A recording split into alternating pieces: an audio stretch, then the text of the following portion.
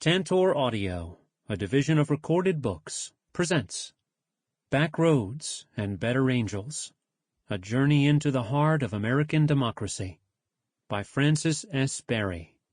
Narrated by Mike Chamberlain. A journey is called that because you cannot know what you will discover on the journey, what you will do with what you find, or what you find will do to you. James Baldwin, 1979. Prelude. No, we're not going to Yellowstone. That was the reply Laurel and I gave to the most frequent first question friends and family asked when they heard of our plan, a year into marriage and 6 months into a pandemic lockdown, to drive a motorhome across the country. They always seemed taken aback by our answer, as though we were traveling Egypt but passing on the pyramids, or crossing China without walking the Great Wall, or touring Ireland without having a pint at a pub. Who would dare? Snubbing Old Faithful on a road trip west, and through Wyoming no less? National parks occupy a sacred place in the American heart, and road trips have an unrivaled hold on the American imagination. The liberating pull of our open roads inspires romantic visions of the nation in its most idyllic form. When parents take the family wagon for a cross-country vacation, or kids cannonball like Kerouac and Cassidy across the land, or retirees take the trip they've long dreamed about, national parks shape the itinerary, and interstate highways speed the way. I had another kind of journey in mind. The idea of driving the old Lincoln Highway, the nation's first transcontinental route running from New York City to San Francisco, came to me in January 2016, when America seemed to be coming apart in ways I had never seen, as Donald Trump's presidential candidacy enthralled conservatives, enraged liberals, and sent both into delirium. After the election, Republicans rejoiced, while many Democrats chanted, "Not my president," and spoke of impeachment even before his inauguration. In the months and years that followed, resentments deepened and passions burned hotter, each side increasingly unable to abide the other, with references to the Civil War growing more frequent. On the left, a continual state of shock and disbelief mixed with fear and loathing, fear of what lay ahead for the country, and loathing for what the Republican Party had become, a toxic brew of intolerance, incompetence, ignorance, corruption, criminality, cowardice, racism, misogynism, and nativism, all debasing America's standing in the world and defiling our constitutional values. The left stopped using the word deplorable, but many never stopped thinking it. Yet, with every new outrage, there was hope that Trump had finally gone too far, only to see it forgotten within days or even hours, displaced by the next scandal more outrageous than the last, with the process repeating itself in an infuriating and exhausting loop.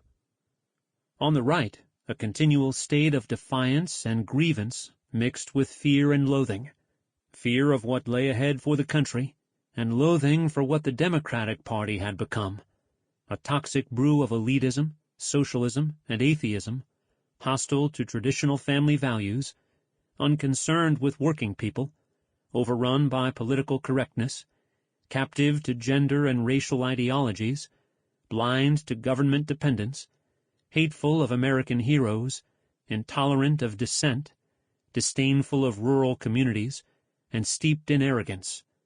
No one had ever given voice to it all like Trump and his no-holds-barred brashness and braggadocio, which won him deep loyalty and admiration among many Republicans. The enemies he made and the battles he fought inspired a sense of hope on the right that what had been lost, factories, family farms, coal mines, traditional mores, the Protestant work ethic, the good old days, however defined, could be regained. As the pandemic stretched into the summer of 2020, and the passions aroused by the presidential election burned hotter, I realized that it was now or never for driving the Lincoln Highway. To avoid the need for hotels, I began researching RVs, which I knew almost nothing about. I'd ridden in one only once, at the end of senior year in college. About 10 of us rented a motorhome to drive to the Kentucky Derby, and we broke down about halfway. The dealer agreed to deliver a replacement vehicle in a few hours, which turned into half the night. We didn't mind, since someone had the foresight to bring along a keg of beer. We didn't sleep, and pulled into Churchill Downs at daybreak, not needing mint juleps, but having them anyway, and taking in the bacchanalia of the infield. This, it turns out, was not an accurate representation of RV life, except for the part about waiting on repairs. After consulting with friends who had recently rented motorhomes, I zeroed in on the largest one I wanted to drive and the smallest one I wanted to live in, a 25-foot Winnebago Navion with a full bed, toilet, shower, sink, stove, oven, dinette table, and even 2 televisions, plus a sleeping loft over the cab. Dealerships were sold out, listings were light, and long-term rentals were quite expensive. I was far from the only one to have the idea of RVing to escape the lockdown. But an online ad had just posted a 2017 model with 30,000 miles. I put in an inquiry without mentioning it to Laurel, who had scoffed at the whole idea of the trip. "Frank, there's a pandemic happening." When she begins a sentence with my name, it usually means the matter is settled. But one of the many reasons I fell in love with her is her sense of adventure and openness to ideas of mine that fall somewhere between half-baked and harebrained. The Winnebago's owner, Kim, replied the next morning. As we traded emails, I tried showing Laurel the listing, but she waved it off as ridiculous.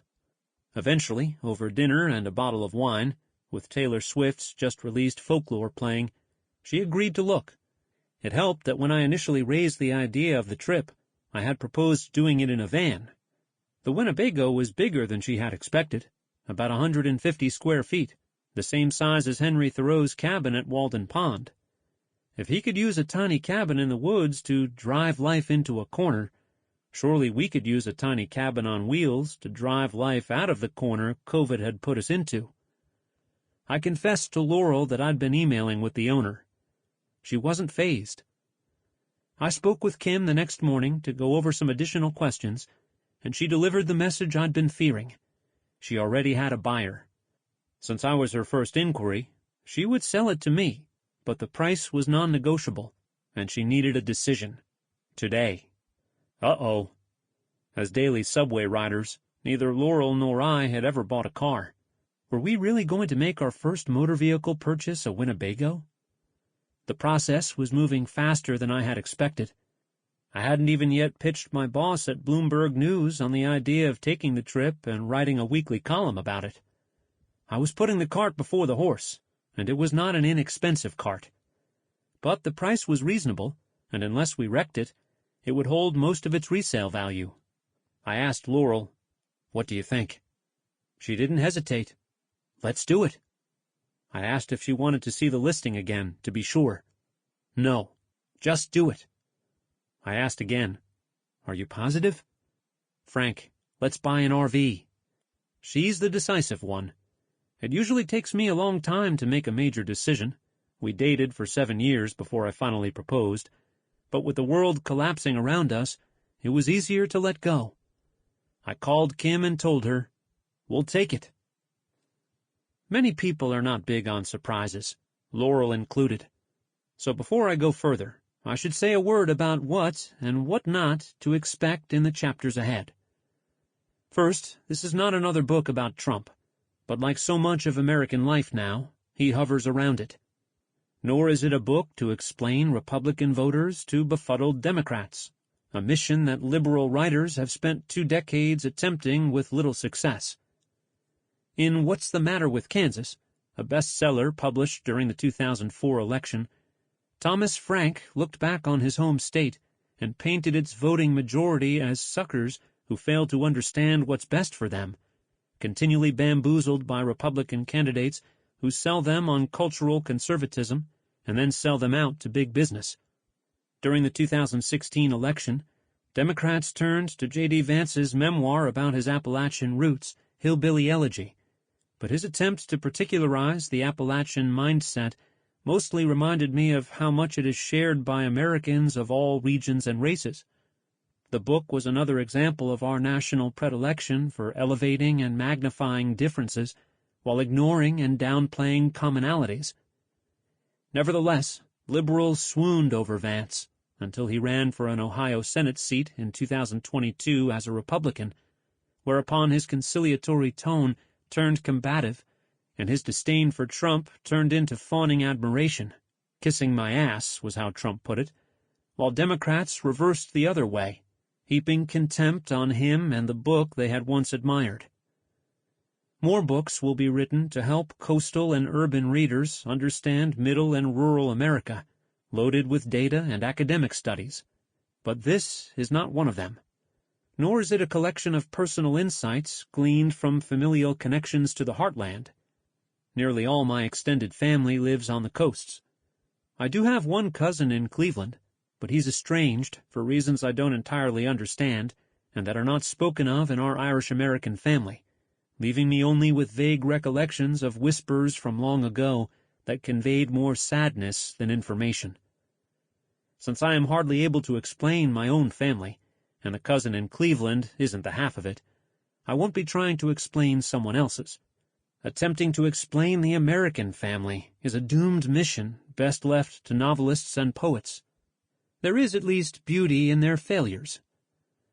My aim in writing this book is simpler: to invite you along with Laurel and me on a cross-country journey, in the hope that, by listening to people we meet along the way, digging into the landscape to uncover what it conceals, and remembering some of the domestic battles Americans have fought, we might view the country's challenges a little less rigidly, our fellow citizens a little more empathetically, our common history a little more clearly, our national resilience a little more appreciatively, our common inheritance a little more reverently, and our civic responsibilities a little more soberly. Cynics and partisans will dismiss the whole exercise as naive. I disagree.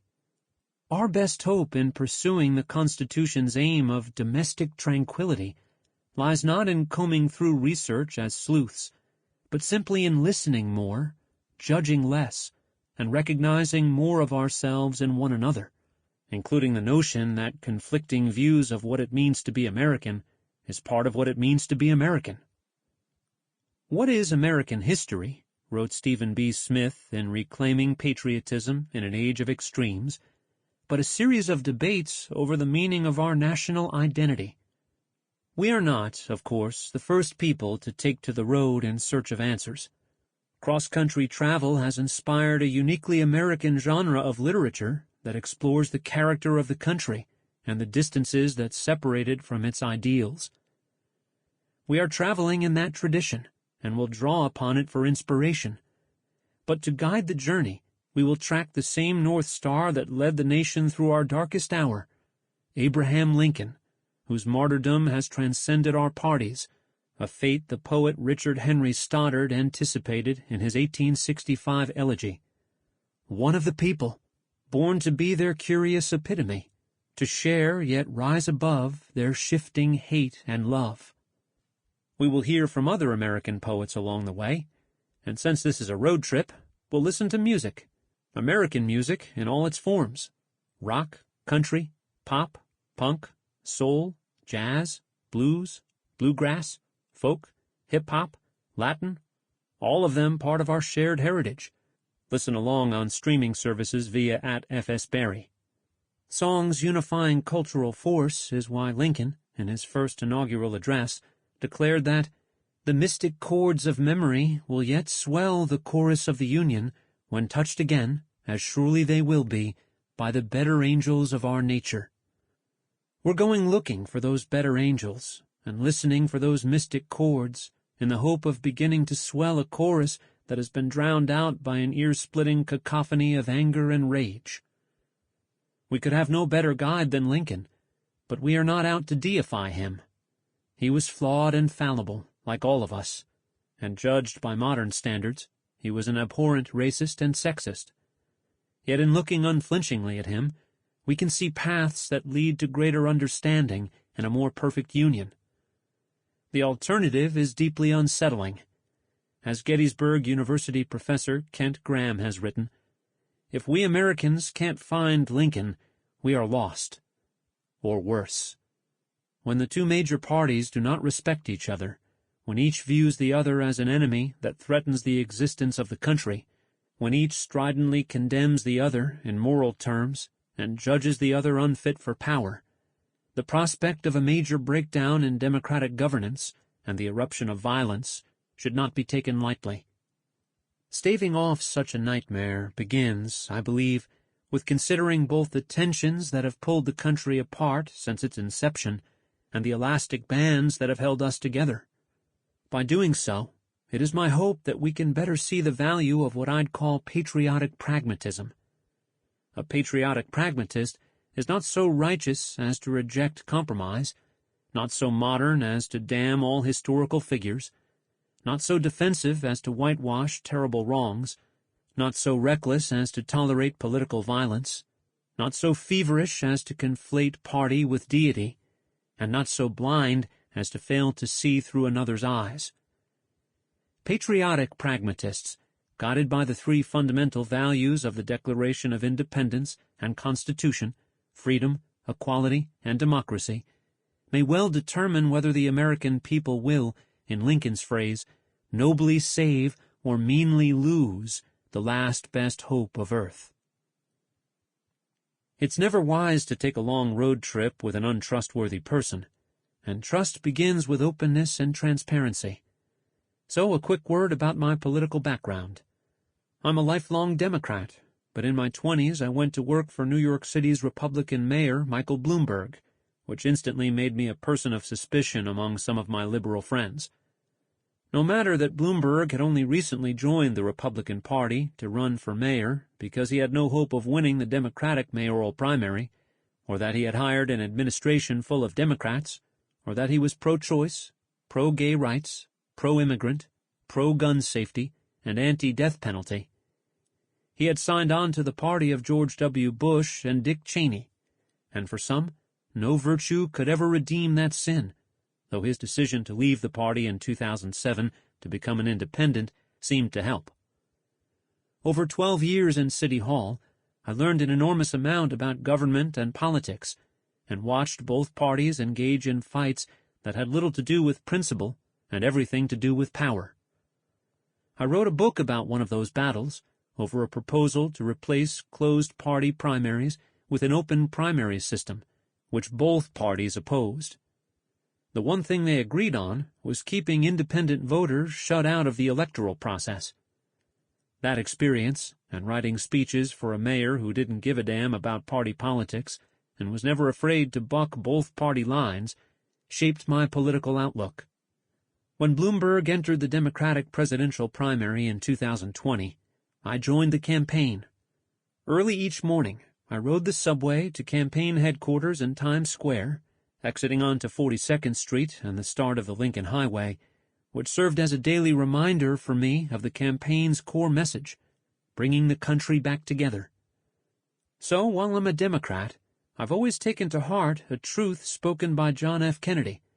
Sometimes party loyalty asks too much. I will endeavor to be even-handed on this trip, and I hope you will endeavor to be open-minded. When you hear something you disagree with, and you will, stick with me, and know that Laurel is probably empathizing with you. My bosses at Bloomberg gave me the green light to go out on the road, and Kim agreed to drive the Winnebago halfway to New York from her home in Florida.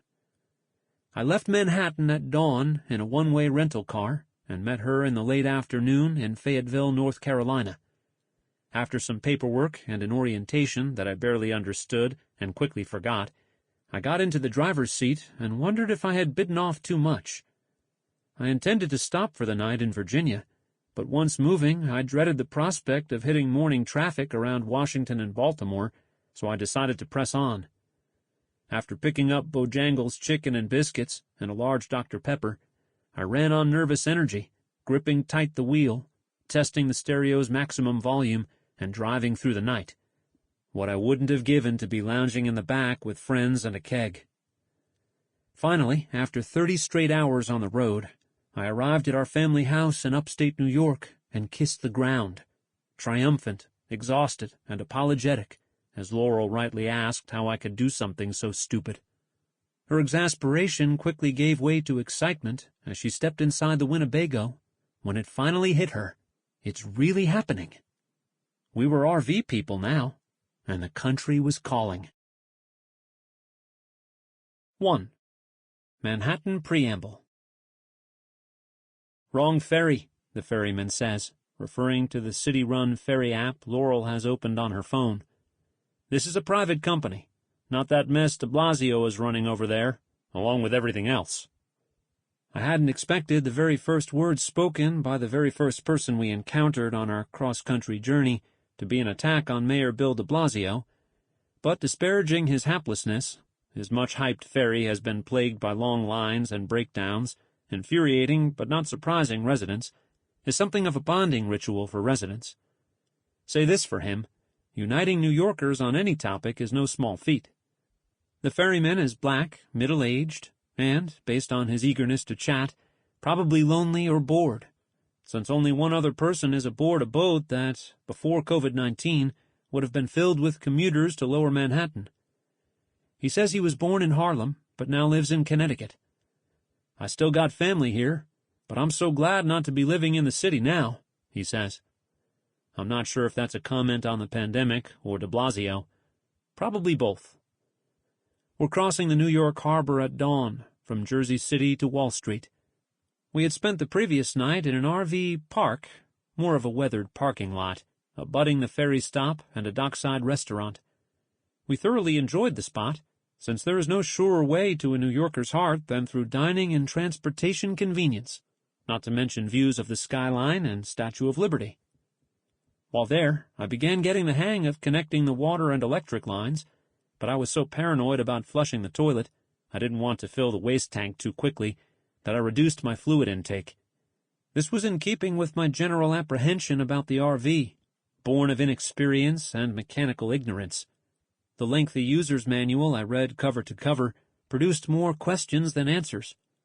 With all its moving parts, electrical intricacies, plumbing contraptions, and technical complexities, the Winnebago is like a god I do not understand and do not want to anger. Best to tread gingerly and call upon its great powers only when absolutely necessary.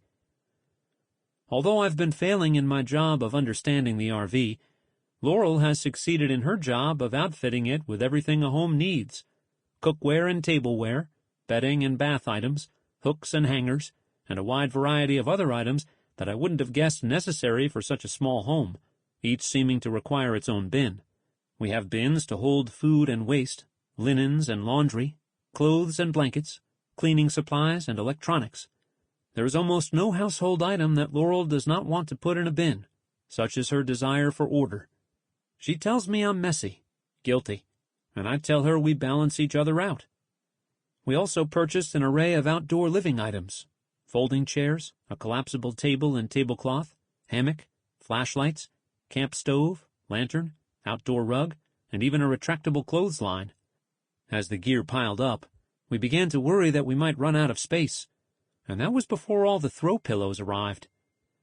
"Do we really need all these pillows?" I asked. "Frank," I knew the argument was already over. "Yes, we do." "Do we really need the solar shower you bought?" "Touché." To her credit, Laurel kept a running list of everything we were bringing and didn't try to sneak anything past me, as far as I know, which is more than I can say. I secretly stashed a small library of books under one of the dinette benches. If she had known about it, she might have told me to leave some behind, or bought another bin. We have christened the Winnebago Charlie, in honor of the dog John Steinbeck brought with him on his trip around America that resulted in Travels with Charlie, which may have sprung more from his imagination than his reportage. He just sat in his camper, wrote his son many years later, and wrote all that shit. But it was good shit, and scholars now mostly shrug at accusations of fabrication. There is truth in fiction, after all. Novelists have always known that. Politicians, too.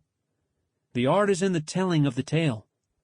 I am neither novelist nor politician, though, just a man with a wife who really wants a dog, and who, when annoyed with me, threatens to leave me for a canine companion she would name Frank Jr. Charlie the Winnebago is our compromise. As we ferry across glassy water, day is breaking behind the skyline and beneath ashen clouds. It's September 11th, 2020. I look across the harbor to the spot on the Manhattan shoreline where I had stood 19 years earlier when I was working 3 blocks south of the Twin Towers. On the way to the office that morning, I stopped into a record store in the World Trade Center to buy a copy of a Bob Dylan album being released that day, Love and Theft, a title that evokes a book of that name about the cultural influence of blackface minstrelsy. As the album played over the store's stereo, I lingered to listen. The opening lines of the second track, Mississippi, which lifts its refrain from an old Louisiana prison song, Dylan's own Love and Theft, are now repeating in my mind as my memories of 9/11 collide with the pandemic. Every step of the way, we walk the line. Your days are numbered, so are mine. I reached my office shortly before the first plane hit. Hearing of it on the news, I walked back outside, joining others who stood on the corner looking up at the towers, all of us thinking it was a twin-engine accident. And then, the roar of the second plane overhead, the sonic boom of the crash. In the ensuing pandemonium, many rushed inside the nearest building. I headed south to Battery Park at the tip of the island, where I found 2 co-workers among the crowd. We had a clear view of the towers and their unfathomable sights, people falling through the sky. When the first tower came down and the dust left us in darkness, I stood at the water's edge looking out at the bay Henry Hudson saw aboard the Halfa Man on September 11th, 1609, but I could see no farther than a few feet. I knew the Statue of Liberty was out there. I just didn't know if I'd ever see it again. Laurel and I are setting out on the anniversary of the darkest day the country had experienced since Pearl Harbor, but also a day that brought people together in ways that hadn't happened since World War II, and for the same purpose, to affirm our commitment to freedom and democracy. We aim to reach our destination by Election Day, our highest civic tradition, in a year that is testing our faith in democracy like never before in modern times. As our ferry rounds the tip of Manhattan, Laurel and I look out on Governor's Island and the spot where we met at a free outdoor concert in 2010.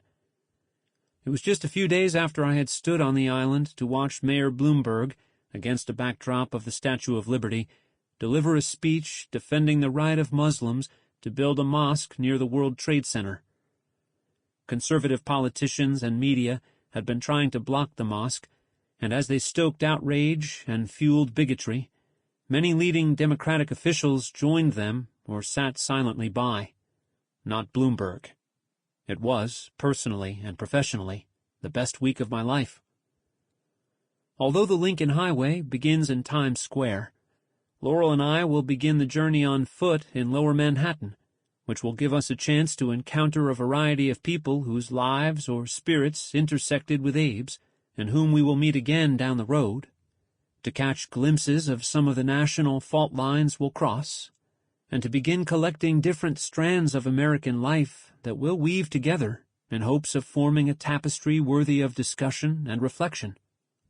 From a landing where ships carrying Africans once deposited their cargo at a slave market, Laurel and I walk up a deserted Wall Street to a building, the world's tallest when it opened in 1930, with large gold letters that announce its lessee, Trump.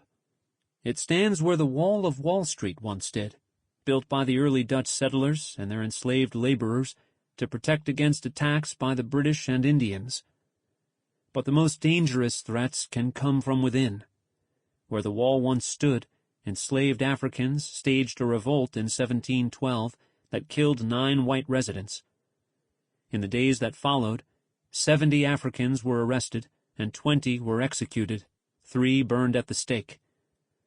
The city adopted a law prohibiting the enslaved from meeting in groups larger than 3. We will see battles over rights and liberties, and walls, all along the journey. Across the street at the old J.P. Morgan building is another reminder of internal strife. Blast marks from 1920, when a horse-drawn carriage pulling 100 pounds of dynamite and 500 pounds of cast iron exploded, killing 40 people and injuring hundreds more. Sample complete. Ready to continue?